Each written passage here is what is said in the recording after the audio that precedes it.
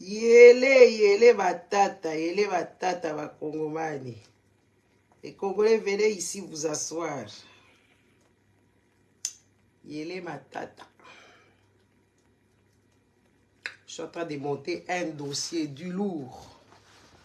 Voilà. Bonjour, bonjour. Bonjour à tous.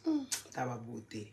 En tout cas, ma Congolais, péta boufika, t'as ma beauté. La bêtise, t'as ça des cabalembe. Parce que il fait froid dehors, j'ai protégé ma tête. T'as ma beauté. Yabo yozui wapi. Yabo epita. Nyuzuye wapi, nyuzuye. Latika kokoba boye. Latika la, on dit comment? Latika kozala boye, la koma nani. Bocha ba cœur. Boyo kazua te, gala pakola choko te, ba dekolaga bo esquiser gaye.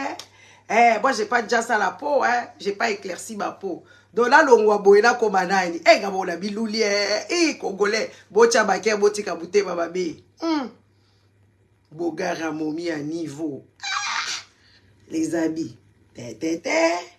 La longwa boye la koma nani bandeko la gaye. La longwa boye la koma nani yo. La koma Denise Nyankero. To la koma, comment on appelle ça? La koma Olive Lembe. To la koma Cindy Leker ou bien la koma Lia. La longwa boye mama mimi yanga la koma nani. Na koma nani ngai yo. La koma nani. En tout cas, ba Congolais bolingi nzambe te. Bilo bozo sabela biki bolingi nzambe te pourquoi? Congomani. Na longwa boye peza la koma nani. Te uniforme, Miss Vanda, moi zolo la kaka bodé les ali, moi mbebola kaka bodé les ali, na longwa boye na koma nani. Na ngana ba kento te, vous allez là 2 secondes pour la bafuta. Enfin pour la bafuta kaka bafuta ya l'huile d'olive là pour la baboko. Parce que la simima yawa maboko ko ya kokoma ngai neti na balola kasiba neti fifi masuka. Gouverneur ya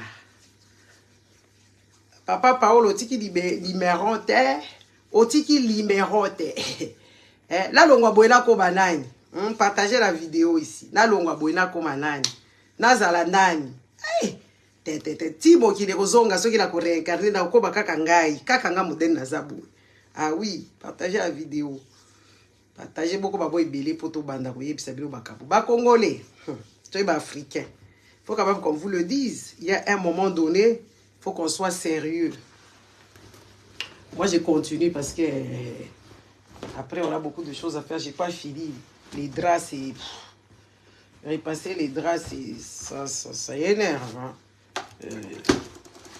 Repasser les draps, ça énerve. Boya awa, la église catholique. La église Binzambi. N'est-ce pas? La église Binzambi. Bangonyo surtout wana ba prédateurs. Les églises sont des prédateurs au Congo. Bozo ebele ta na bodi la kokata ka vidéo oyo la kena ngai bo partager et bo tchaba cœur. Bozo ebele ta kokata vidéo la kena nga. Batu baza wapi na bisala, biso to sala raté. Mais tala pa document to za nango ya ko sala ba course administratif. Pour ba Congolais bazo ya ça la kaka ba live siko na sala nini. Non, ça la balaye parce qu'elle a un arrêt maladie. Ah oui, c'est de ça qu'il s'agit. Partagez la vidéo, vous avez mouké, sinon la carte tozonga gaer moussous. Laquelle a makamnanga moussous. Parce que j'ai tout un sac de papiers que je dois aller régulariser. Je dois aller ici, je dois aller là-bas. C'est de ça qu'il s'agit. Partagez la vidéo. Et c'est quoi? Tu vois, Kofi awa, tala bango bakuya. Kofi baye. Kofi, tozaka 8 personnes. Pardon, bati, la tiki na gala sala bakamnangai. Fati béton. Béton. Na ba église catholique, na papa na bango, na ba binzambi na bango, na ba kongomani bango moko, batu moko mokili mobimba.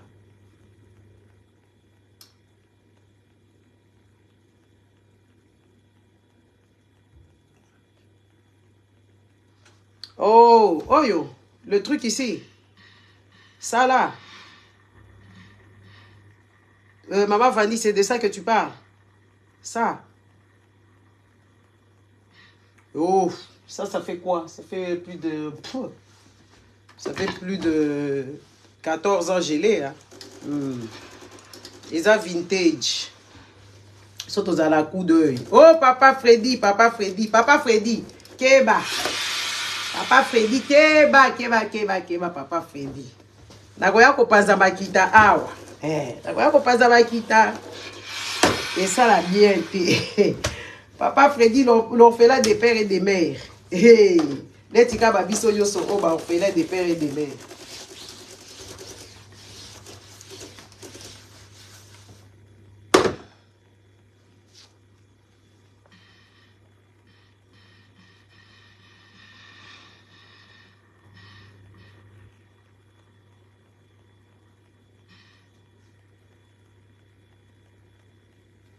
Yeah, it's a vintage.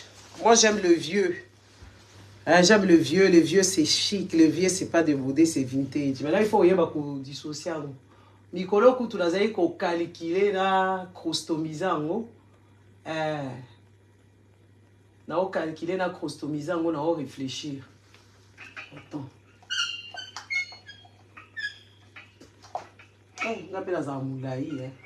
En fait, tu peux les descendre hein, ou tu peux le monter. Yeah. Tu peux les descendre de Kokita ou Betty Manivelle, Moro Boikiti, au Monsi et tout ça. Parce que les Congolais, les Congolais, bling bling. Bling bling. Sans compter la qualité, sans compter la histoire. Congolais, tu as vu la personne Makambouté. Ah oui, ça je vous dis la vérité. Congolais, tu as vu Makambouté. Congolais ko ya boye pa la ga molika bi biloko akala kala boye eza biloko akala te eza nde makambo Congolais ko ya bango balingaka uniforme soki bakei ko soma biloko kaka uniforme akay pa mutu sans recherche mutu il faut za na identité moko boye songolo mutu il faut za la moi touche moko boye soki oleki bisika baba sage soki oleki bisika bayebi ke o eza touche ya mama sage oyebi ke ozotala iloko faut jamais être uniforme. C'est ce que les Congolais, même dans les tenues vestimentaires. Au moins, ils ont biloko ba Chine, kula ba rideau ya ba Versace, yo banda kosomba. Otali ba biloko ango, eza no sense. Mutu faut na sobriété moko boy na moi classe. Ata soki biloko wane leki, eloko wane kotikana. Comme ça, c'est vraiment vintage. Hein? Et je l'ai, comment on appelle ça? Je l'ai chiné. Oui, j'ai chiné ça quelque part. Ça fait plus de 14 ans que je l'ai chiné. Dans ce que kota lango la roque de pe lango na place au basala ka faire conclure wana. Na vente aux enchères na kepe ekosombama. Congolais et Baramakambouté, tout ce qui est vieux Congolais n'aiment pas. Congolais veulent l'actuel. C'est pour ça même il y a les familles congolaises, ce ne sont pas des grandes familles. Parce que les Congolais veulent faire leur famille et bandi kakaye. Oh et bandi kakaye. Pourtant ce tomoli baninga, ba famille ezalaka ba famille, ba vieux famille. Parce que Congolais biko vendre dans la famille, Congolais biko vendre dans la famille, ba famille ba Congolais oyo tozota la neti ba type oyo comment on l'appelle ba Koffi Olomide, n'est-ce pas? Ba type neti ba Koffi Olomide oyo.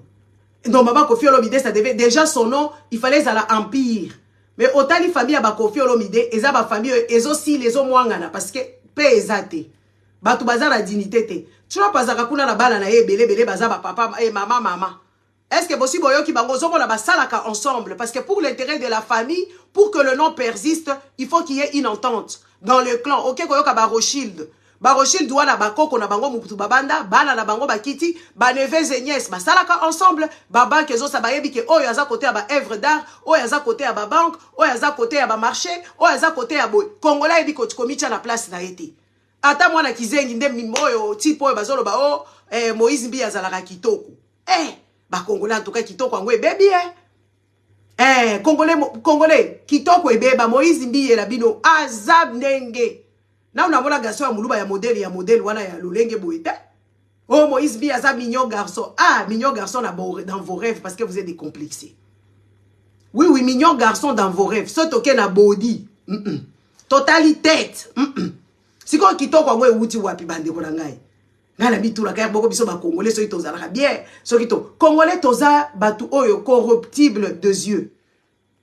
Congolais sont qui kakadeti Didi Stone boy. Didi Stone a comme la cano des canaux. Parce que bozo mona Didi Stone te bozo mona combo. Na miso ya kimobola. Congolais boti kakaboy. Zala ke balobi te ko zala lo lendo. Balobi te ko okumisa mutute so kazui. Zala na miso na yo ya jugement. Zala na mutema na cerveau na yo eza ko juger makamunete ezali. Parce que ba Congolais bazala kawana neti Tshisekedi ya koma bogos. Parce que azaka Tshisekedi so totali pe palmarès a père na ye lo côté. Total IP patrimoine à père naïe et l'autre côté. Mais Congolais quoi kolobala ça bourgeois. Eh, vous ne qui bourgeoisie. Un bourgeois ne vole pas.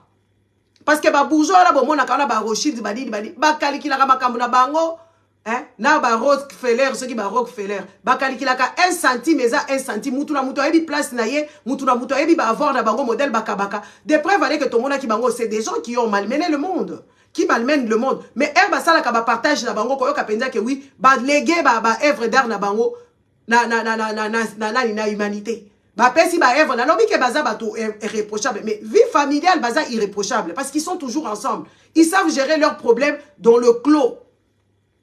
Ils savent gérer leurs problèmes dans le clos parce qu'il y a des intérêts à perdre. Parce qu'il y a personne qui doit maltraiter un tierce. Mais non ba Congolais te Congolais koutou oh bana ndeko na enda ko nyia tabango ba koma na se bana ne ba mata baza na likolo neti sa kato seto zaki penza na ba famille neti ya ba tololenge boy ba Congolais biso to yebi ko vanda te Congolais bana le ndeko na ya ko linga bango te surtout ceux qui ndeko na akufi ba kobi ba souffre douleur bandeko il y a un sérieux problème le mal est très profond et ancré si on n'en parle pas aujourd'hui si on ne veut pas changer les habitudes nous sommes prêts à disparaître. Nous sommes en voie de disparition. Un peuple en voie de disparition. Un pays en voie de disparition. Une nation en voie de disparition. Parce qu'il y a certaines personnes, il y a des gens, il y a des familles qu'on a dissimées au Congo là-bas. À l'est de la République là-bas. Bazala Kalisou Souté. Parce que batie bango ba marteau, batie bango ba sasi, ba bomi bango ba kundi bango pe na ba fosse commune. Ba kokunda bango na fosse commune. Toyebi kututé ceux qui famille wana ba kunda ki yango wana parce que toré dovaka. Vous savez quand je suis parti à Berlin, moi, je marche beaucoup quand la quai quelque part. Nalinga kotambola, na vandana. Yango aussi ça bilo konangate. Hein? Nalinga kotambola mingi. Nazo tambola moko na ke ba place mususu. Na kuti ba tie ba plaquette moko neti ya cuivre na se. Na ba plaquette wana ba kombo ya batu. Place o ba Gestapo bazaki kokanga batu. Ou bato ya papa mandefu place bazaki kokanga batu so bakangi mutu moka mona ki o bakanga ki fulani voisin nga bakanga ki po ba bosa na mémoire na yete bache banini po ba yebite parce que batu mususu oyo ba boma bango kuna na ba bakon na ba chambre à gaz et tout ça bazala tikala kolo ba boma bango place nini neti kaka ba enquête salemi et puis ba vie à témoin. Hein, comment on appelle ça? Appel à témoin, bato ba monaki, bakoya koloba makambu wana ke oui, eza place oyo, po ba bosa la mémoire na bangote, na se penza ba tia ba kombo batu, na dato ba dispareta, à peu près année o ba kenda ko boma bango. Ba tie wana po ba bosa na te. Congolais yo otambola ndenge nini. Na moni vidéo moko e choqué nga Congolais za na manque ya connaissance ya niveau. To koya koloba ozo finga ba Congolais, bozo ngo ka modèle bokozwa. Bozo ngo ka modèle bokozwa. Nazo pesa kaka po bomata. So bomatite même pas 40, 30, je coupe parce que ça servira à rien. Oui, ça va pas servir à quelque chose. So bomatite, je vais couper la vidéo, je vais partir. Je vais aller m'occuper, hein, j'ai plein de choses à faire moi. Ba Congolais oyo, baza batouté. Moutou ba agressé yé.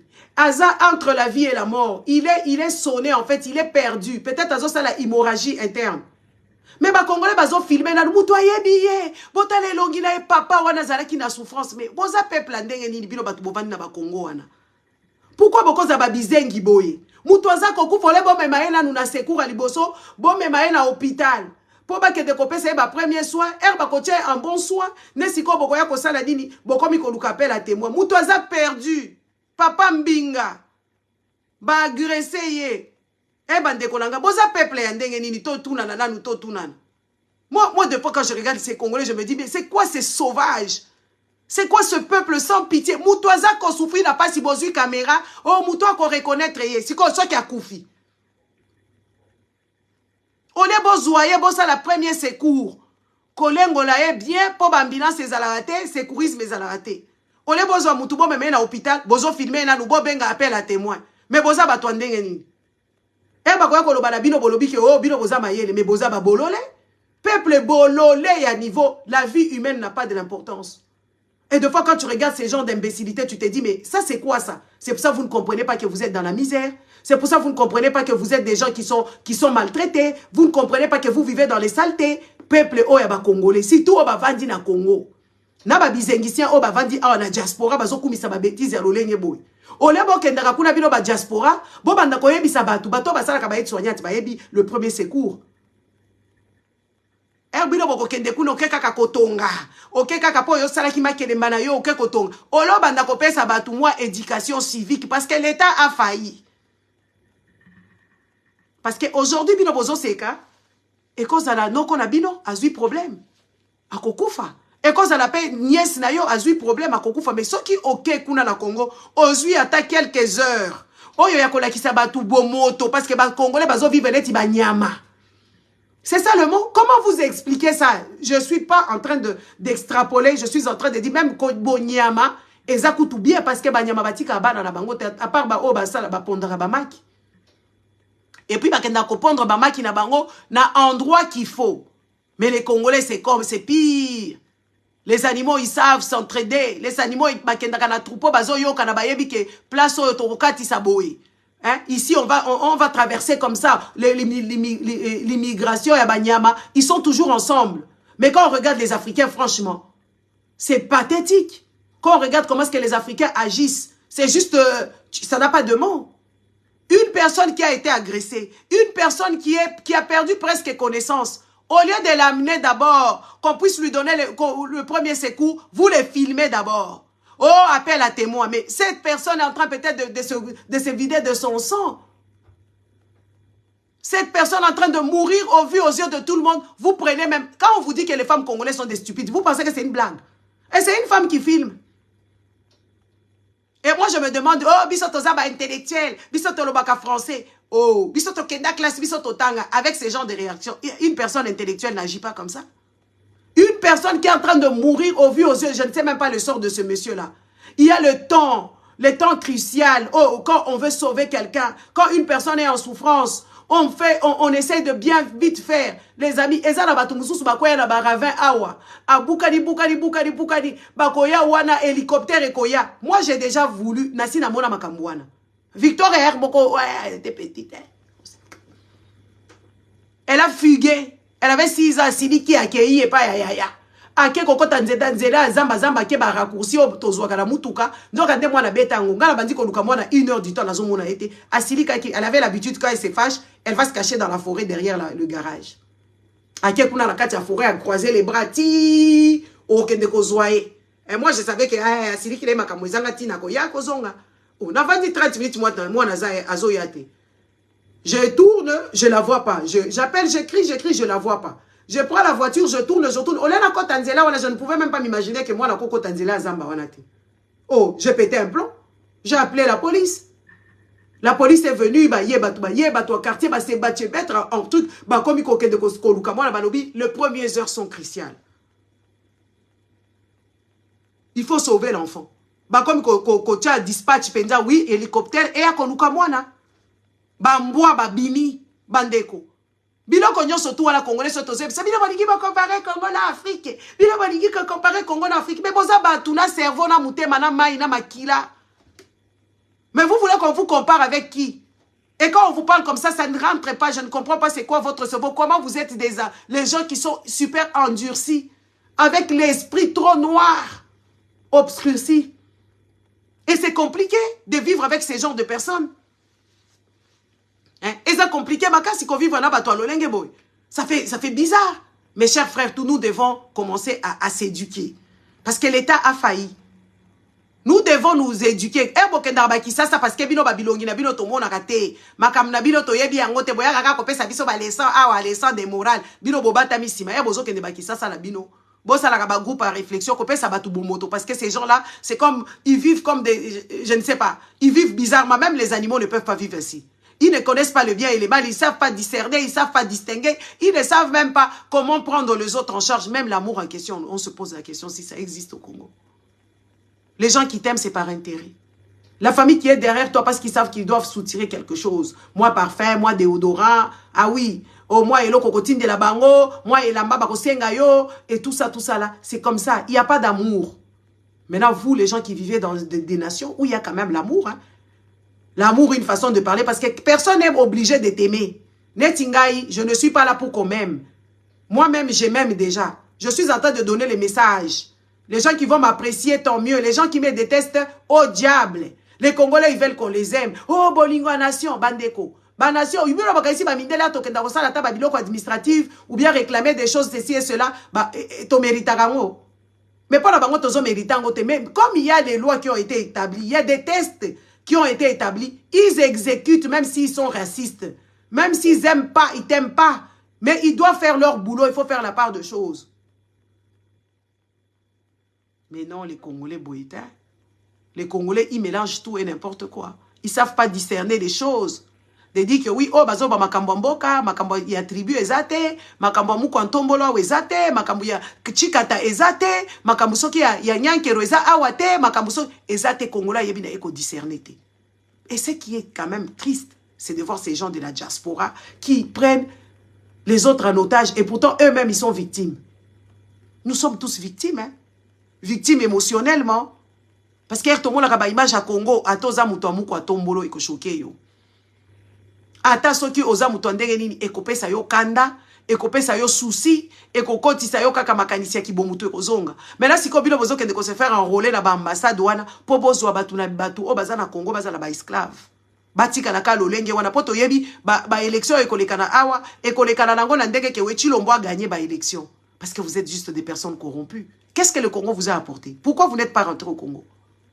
Pourquoi vous ne rentrez pas seulement pour aller voter là-bas, bo vandakuna, bo mema ba famille na bino, bo te kababilo ko bozana ngo bo kende ko sala business. On vous dit que le pays est occupé les Congolais. C'est pour ça bozo respecter binoté. On vous respecte pas parce que vous ne faites pas la part de choses. On vous respecte pas parce que vous n'avez pas le cran de refuser les choses. Au contraire, la diaspora c'est elle qui ouvre les yeux aux gens. Yoko kende oza mutu wa diaspora salite awe ezalaka neti awa poubelle nanga ezali banda na okoti sango boyete fona kende kosukola ngo po ekota place na kobwaka biloko mais na zui yango te parce que j'ai pas encore le temps d'aller laver, il faut na désinfecter ngo et tout ça eza poubelle mais yozo kende kolia biloko salite ozo se rendre même pas compte et puis okepe ko voter opepe ko s'enrôler toyebi combien de personnes au bakosa bazaka ba congolais boyebi combien de rwandais qui vont s'enrôler là-bas. Boyebi combien d'Ougandais qui vont s'enrôler parce que boyebi combien de personnes. Pas toyebi bangunda modèle et tambolaka. Toyebi très bien bangunda modèle et tambolaka. Batebele bakosa ba âge, batebele bakosa ba combo, batebele bakosa ba nationalité. Neti Congo eza eloko désordre. Allez, linga les alaka facile. So mutu avandi na bato Congo, il faut ayoko la kaka parce que nous on parle toujours en lingala. Mutu avandi na bino 2, 3, 4 fois akoyeba lingala wana komi ko comprendre ayebi ko pesa bambote ti ba mindela ba polonaise. Bakoma koloba lingala kutu koleka yo na ngai bayebi na ko compter koleka yo na ngai siko bino bato diaspora bozo permettre pourtant toyebi ba buzo ba nyoso to wana toyebi ba buzo ba wana le kaka bato bangunda bakosa ke baza ba congolais parce que Congo eza pays à problème siko bozo fungola ba brèche wana ya ko kende ko oui bato diaspora ba voter bato diaspora wana kutu bazalaka na bango compter te to estimaka kaka autant de millions. N'est-ce pas? Parce que l'ambassade na biso ba yebi kutu te ke batu bazalaka awa. Oko kende kuna ko luka mukanda nga eloko e choka ngai. Place na bona kike mboka o ezaka ka mboka bulu yeki. Mboka ya bulu yeki. Toyaka to zalaka na ba acte de naissance te hein. Ah oui, faut to lo balaka vérité hein. To zalaka na ba acte de naissance te. So comme ko senga nationalité ke na ambassade ba ko pesa yo bango moko dièse batu ya comment on appelle ça bato à contrefaçon bato à contrefaçon oyo ngana tanga texte moko na tika la bouche be na lobi non ces gens ici il faut qu'on commence à se dire de vérité. Oh bango moko na ambassade basi basala OK ko luka papier basengi yo impossibilité ya kozwa acte de naissance yoka ambassade lokuta. Ambassade a commis penza que oui, suite au pillage, les papiers ont été bungaki, yango azala lokuta. Et ça suite il y a désordre et incapacité à kozwa. Ya kozwa parce que mboka eza ya désordre. Netinga so inake peut-être place babota ngai, na kozwa nani comment on appelle ça? na kozwa identité, na kozwa acte de naissance na ngai. Mais ambassade déjà za lokuta oyo eza nation lokuta zotambola na bosolo te. A kosi texte moko ya lokuta ke o ba piyaki ba biloko wana yango lokuta. Ngai natanga ki eloko yango ça fait des années hein. Les choses que je vous parle là, ça fait très longtemps. Natanga ki na lobi mboko izaka ka mboka. Est-ce que nga na yebisi bino ke nga nazaka na impossibilité ya kozwa mukanda? Mais bino bokoya kokosa te ke oh nini comment on appelle ça axe de naissance ezate parce que eza impossibilité. Non, mboka eza ya désordre. To bungisa ba papier, batu mususu babotama, basalaka ba pesaka bango ba acte de naissance te, ba parents neti bazalaki na bango batu moko lolenge, ba peut-être ba pesa bango ba bungisa ba papier wana, ba kosi makamuke oui, eza na pillage. Ne ba pillaki ba biloko wana, lokuta. Parce que na Congo ba yebi ko archiver biloko te. Yango ba Rwandais ba koma qui va comprendre que oui, pour faire disparaître le Congo, il faut faire disparaître aussi les archives. Ba Rwandais ba yakana musée ba kenda ko piller ba archive ya Congo. Ezala ba photo, ezala ba carte ba mapping ya Congo. Oh ya depuis ancien temps wana soki avant colonie na ba colonisation ba yaka ba Rwandais ba yiba biloko nyoso tu wana ko Tshisekedi azo yebisa biso baza ba ndeko na biso. Oleto kende ko luka ke oui boyaka bo piller, to kende ko kende na bango na justice, rapport mapping eza wana batu wana ba Rwandais ba yaka na musée ba kota kana na nini ya conservatoire, soki conservation ya Congo ba ke ko zo ba archive nyoso ba kimi nango na Rwanda. Na minito biloko na biso eza na Rwanda kuna. Biso kuna ba notaire donc qui sont qui ba fondé des pouvoirs, ba yebi ata makambo wana te, des irresponsables, des personnes irrespectueuses qui ne savent pas revendiquer. Le lobi soto koma kosala ba misala wana ya koyako la musabatu po bala muka bazo finga pe biso mwana wasi ala kanisa kanini mwana wasi wala kanisa za mayele wi ngana za mayele na lobi yango na nkona kanai na lobi yango na nkona kanai. Une nation de débiles, des familles malpropres, malsains. Par exemple, famille à Kofi Olomide et sa famille à malsains, des pervers. Ma famille n'a biso koutounion, so ma famille à pervers. Les familles où ils se mesurent des forces, la famille où on ne sait pas envoyer quelqu'un devant, de laisser la personne que oui, il y a dans la capacité, ma famille à Congolais. Oh, moi, d'ailleurs, moutosali, ça va bango bazoluka okufa.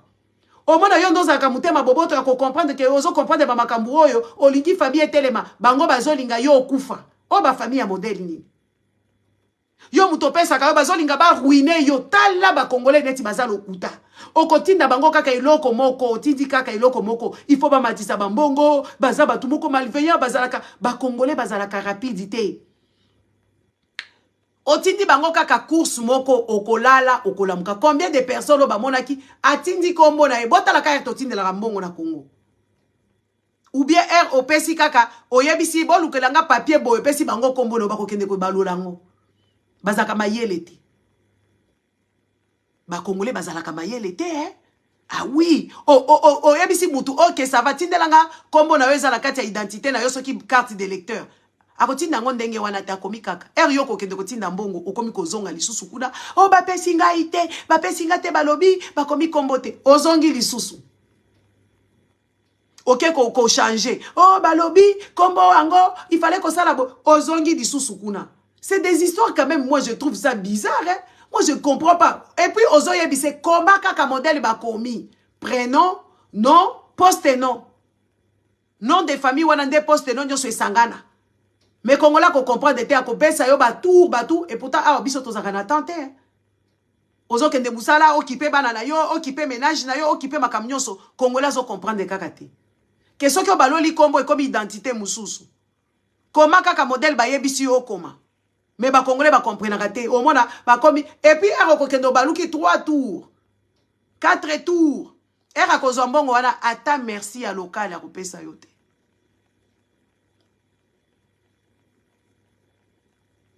Oromona soki mbongo wana esili abandi ko bengo na linga ki na pesa yo mbote na linga ki to solola omoni ba fulani batu moko boye bazalaka lolenge wana. Moi je me suis dissocié de beaucoup hein. Je me suis dissocié de beaucoup parce que je me dis c'est des endroits hostiles, toxiques. Surtout dans nos familles, c'est trop toxique. Surtout quand c'est des familles bibamba bamba oh, demi-sœurs kingani, cousines fulani, oh, les autres ils essaient de mettre leurs forces ensemble. Chez nous on essaie de te déstabiliser. Oh, tu te prends pour qui? Tu te crois qui? Et tout ça, bazako tonga tonga yo nanzela. Partout, bazo ko sili solo poso mu Congo, mais ici la ranangote.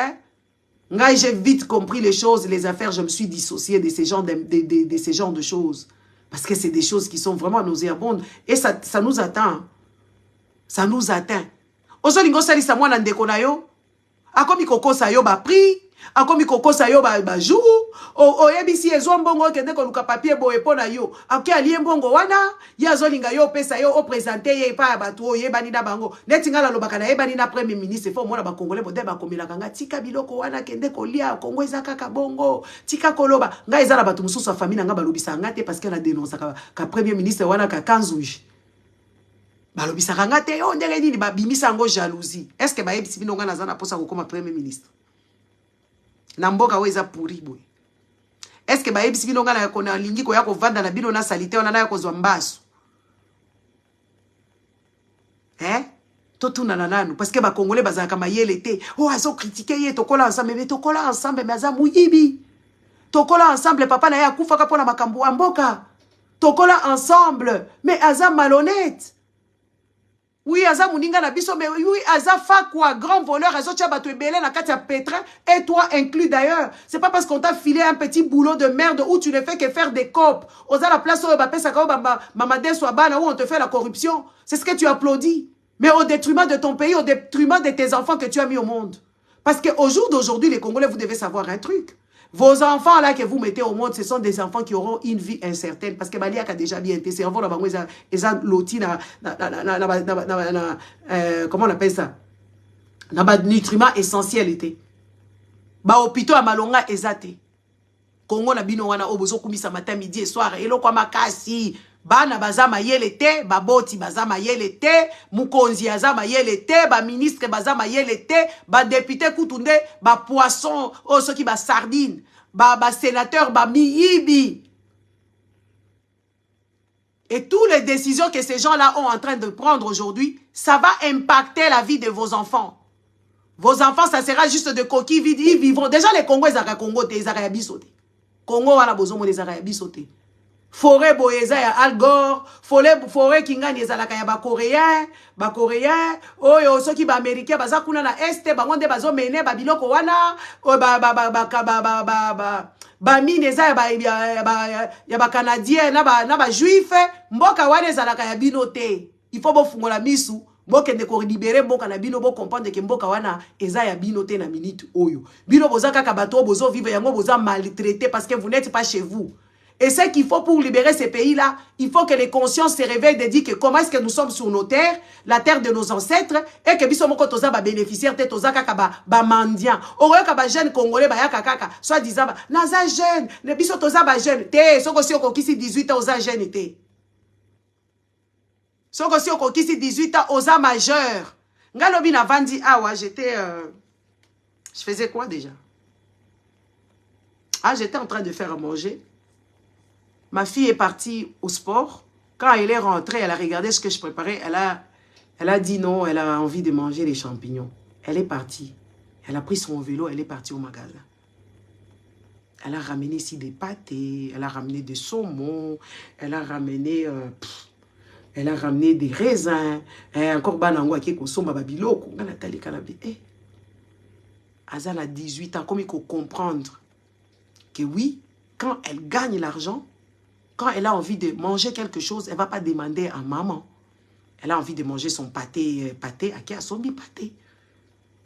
À qui a raisin, à son raisin. Et pourtant, c'est des choses que moi j'achète. Elle a regardé les frigos avant de partir, et puis elle sait que maman, elle aime bien manger les gras à oméga 3. À son melinga pe babilo kolanga, moi nananga ya muke, nakolo ba bongo, ya âge o ya bino kutuba mikolo ya 30 ans. Mikolo ya 24 ans. Olia lipa mama. Et en plus, ce qui est quand même étrange chez les Congolais, bah, kenda rappelle la banda kwa batu mikolo, ake ko vende pa batu, ayaki kota mola laliwana, aligi na tongo ba konte ba mapa ba pesa yepe mapa, ayepe wana ko sukola mai, abadi ko loba loba, abadi ko se faire intéresser pour alia kaka. Azata la mbongo te, même la volonté de dire que je suis chez autrui, il faut que je participe. Baya kaka kaboyemo la mutoye kotambola akozonga te bande ko buno bozala ba Congo wana il faut bozala ka logique mutoye kotambola il faut akende et aye il faut azana mbongo na transport so kazana plus de 18 ans oya muke il faut ya kotambola na baboti na ye bazonge pa na bango parce que bato ebele bazo profiter na ba situation wana ba ye ko pesa bino ba charge et puis bakoya kuna na bolingo te bayaka ko po basa la rando na bana na bino oh mwana ngwa mimi mona kandenge nini po ba parale baza na mboka ba pauvre baza kutu plus méchant que autre chose parce que c'est normal que baza la ba méchant ba plus pauvre wana baza les plus méchants bayaka na ba agenda na bango na bandako batu yako sala ba biloko moko ya bizarre c'est pour ça il faut être restreint. O mona mutu nyosa koya na bandako ba Congolais fo alala oya kolala ndenge nini yo uti wapi po ya kolala awa et puis ba mususu tina ba poto abayaka na ba habitude wana ya koyaka kolala na bandako batu ya koyaka kotambola à n'importe quel moment nga na fungola raté soki toyoka na kiteke na koyepa na yo nga va ipa na kende pa mutu na benga kozali olingi na ya et puis nga na kenda pa mutu pamba boete nazana eloko moko akosala kuna nazana eloko moko akotika kuna nako kende kaka boete ona bimi kaka awa na yaka to solola nga na to sala ka business te to solola makam nini nga soki na ke pa mutu soit na ke kuna na but fulani na ke kotika eloko moko boye na ke kosala eloko moko boye fulani na ko bima kaka boete na ke ko bandako wa batu impossible. Impossible. Si tout ce qui n'a insisté que ozali nandaku na lingai na leka wana 5 minutes. Na lingai ki wana do nazana iloko moko ifona tika kuna. Nazana iloko moko ifona sala kuna. Et puis ifona benga na rassurer que oui na ko gêner yote malgré na iloko kotika. À la limite na kotika ngwata na porte. Soko ozali te. Ezalaka ba visite moko éclair. O ba benga ka éclair. Mais Congolais ko ya na poto awa si tout ba o basala kate batiki bana na classe to ya kolia ba kesali petit déjeuner basali ba maki ba komi kolia ba safoka ba lie ba safoka na tongo ba lie ba bandi kotonga musala ba Congolais ya ba Congolaise basali connaissance kaka na école bana basali routine na bango soki basili si kotika bana ba memani pa songolo ba koti na magasin ba sombi baguette ba sombi safoka ba bandi kolia o vini ni bozana ngo oko se concentrer est-ce que nanda kuno biloko nyo seza en ordre est-ce que si obongisa ki bilamba ya bana na yo est-ce que si osali makambo est-ce que ozo préparer moi eloko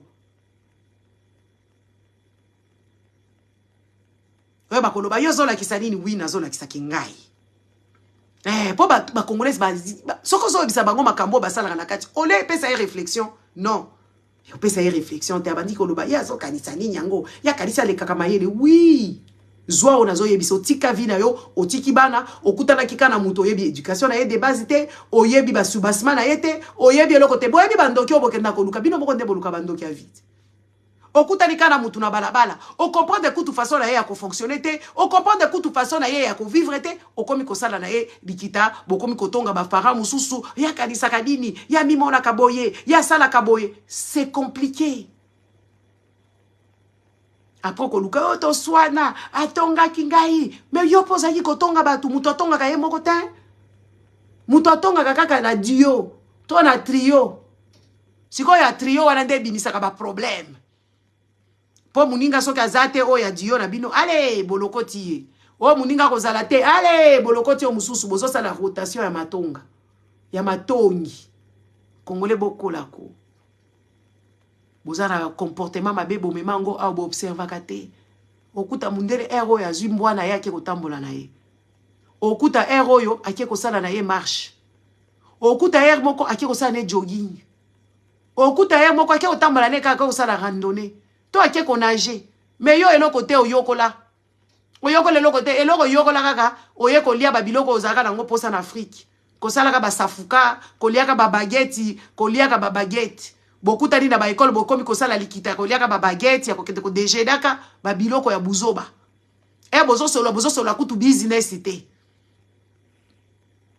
bozo solo la matongi ou bien bozo solo beti bozo soma biloko ba contrefaçon bozo solo makambo ya buzoba ezanga tina information mboko vanjo yebi kutu te modèle lekanaka makambo zele kana kutu na mondo yebi yango te yo vandela kaka na tongo to kende ko kutana to lia safuka na musalo kenda kuno lambi tala biloko solo zo kende ko tambola kana ba transport en commun na ba biloko ya kolia bo kende kuna na ba musala bo sali trio na bino des gens qui n'ont pas la connaissance bo bandi ko lia na musala makase ko sila yo na musala na pause balia ka te po tonda na musala balia ka po ozwa énergie yo kamati se bourrer estomac na yo na ba kwanga na ba madesu na pause après okende kuna okomi kaka fatigué ozo sala musala na yo malamu te Et bako benga na yo balembi okomi ko bata na toilette pour que ne kolala parce que yo se bourré estomac na yo na ba kwanga na ba pondu na ba comment on appelle ça oh mama leki mama leki OK ko se bourré babiloko n'est-ce pas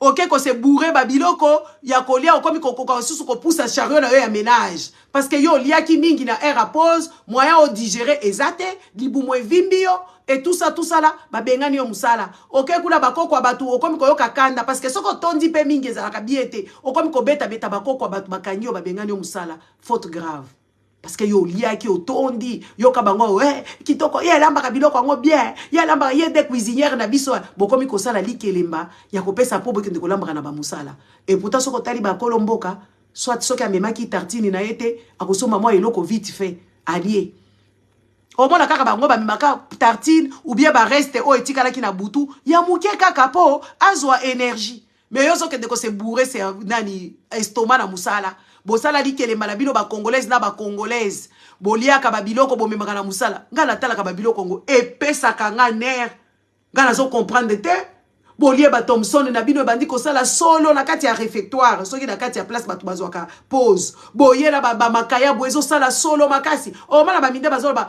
la nourriture pardon la nourriture là l'odeur prononcée o kamati pe ba chapeau na yo ba periki na yo wana o tie ba mumutu na yo o mwana ba mindele bazwaka ngo ba komi ko sakana na ngo boy. Regardez, ça m'a fait peur quand je suis rentré. C'est quoi ça? Les amis, faut to banda ko se respecter. Ozui mumutu na yo wana periki na yo soki last week bobengi ango o chango pe olongole ango po la tababa bibaba teni ya musala o chango pe na miso abatu nyoso bazo mona ngo. Siko mindele bayaka po ba dénigrer yo so comprendre que tout teke bazo dénigrer yo. Olongoli yango pe ochango na place ba changeaka bilamba na babenga ngo na nini na closer soki na nini babenga ka comment on appelle ça les bazars là on se change là-bas olongoli yango pe ochango pe bien à porte neti kizengi ochango ata na coffre na yote olongoli yango chango na porte place ba chaka ba biloko otandi pe mumutu na yo wana ozomona ngo normal ba mindele bazo le kala bazo tonga yo ozo comprendre karaté yo kanisi ozana bomoto ozana bonyama bonyama kutu te banyama bazaka na conscience bazaka na instinct na bango animal babenga kutu banyama bazaka na conscience po banyama bakoma batomisala ba policier nyama bazali ba policier guide bazali ba policier ba nyoso wana banyama bazali mais yo ozana kibolole na mutu parce que ozo comprendre vestiaire merci maman Véronique yo ozo comprendre karaté que soko lati periki il faut que pas mutu ayeba keza periki il faut que na moi sens ozo comprendre en moté ozo yango pe na miso bato bimisi yango parce que oza zobati ba oui ça bino ya tinga ka bato ma vie nous tena na lobby boke nesuko koloba awa na fini. Bon les amis na moni bato bazé belete on va continuer le soir quand j'aurai le temps si j'ai un petit moment on viendra parler parce qu'il faut que tout le monde puisse bénéficier de ce que je vais dire makambo ya ba église oyo ya pata punya ba église o muto yaka ko yiba biloko yaka ko kata bato maboko na évangile ezanga tina. Parce que na minute oyo eza na ba prêtre ba monseigneur ba kufa pour na Congo ba kataliko bazé belé o ba kufa ba dénonçaka invasion rwandaise. Siko papa zakuya akokende na kinga kati. Yango wana ifale eloko wana ekwisa kaka papa wana abuka na mukongo. Po basaleli epe kuna comment on appelle ça? Basaleli yake tribune ekweyo wo. Balobi o bango ba ingénieur na tribune ya pamba kaka congolais azokoka kosala te eza opprobre eza signe ke makambo wana na nature na nzambe alingi bêtise ya pape na bino wana te aya na Congo pape era koya ekozala journée chômé payé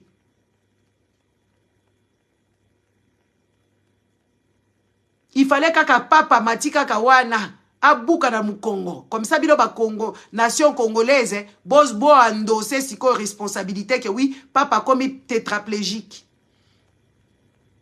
il fallait pas quoi avant il fallait quoi pender papa mati likolo wana na fachi béton na mwasi ne Denise Nyankero na Olive Lembe wakenda kotonga batu bazo kufa na nzela zo kende kotonga église comme si ba yebisie mutunda tonga ka église. Bon les amis tozo zongela bino wala siko Tshisekedi na koyala bapokwa wala siko Tshisekedi azwi nini